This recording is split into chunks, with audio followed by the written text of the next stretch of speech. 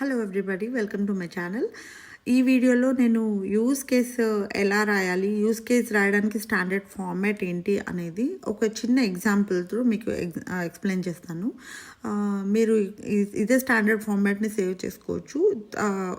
Variations ఉండొచ్చు కానీ the format will be the same for all companies.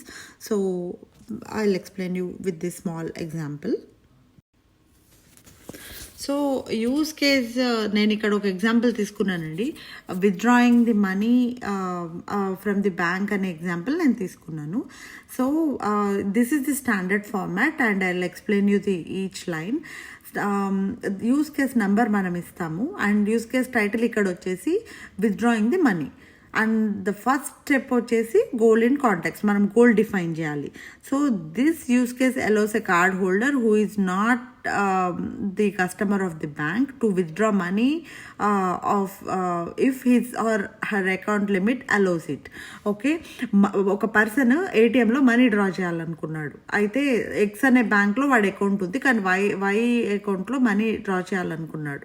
So మనము అది టాస్క్ అనమాట ఇక్కడ. సో మనం ప్రీ కండిషన్ డిఫైన్ చేయాలి. Pre condition ఏముండాలండి?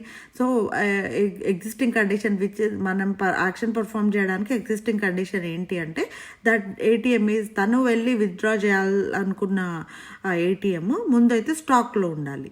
Success end condition, the card holder withdraws the required money. అది ఎండ్ ఆఫ్ ద డే అది సక్సెస్ఫుల్ కండిషన్, అది అవ్వాలి. ఫెయిల్డ్ అండ్ ఎండ్ కండిషన్ మనకు డెఫినెట్లీ యాక్షన్ పర్ఫామ్ చేయడానికే we are writing the use case.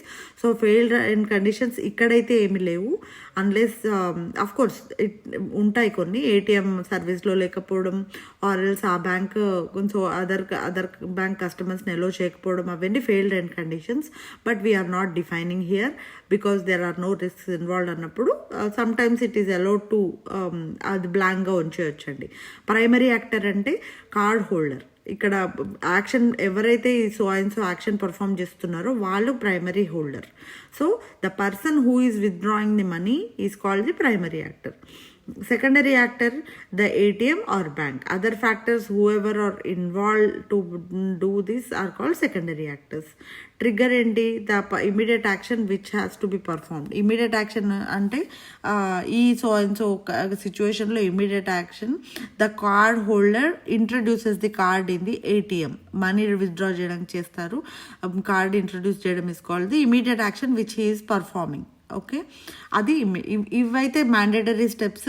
And description క్లియర్గా రాయాలంటే we can ఆ goal in కాంటాక్ట్స్ని ఇంకా కొంచెం ఎలాబరేట్ చేసి రాయాలి. Step 1 we have to repeat.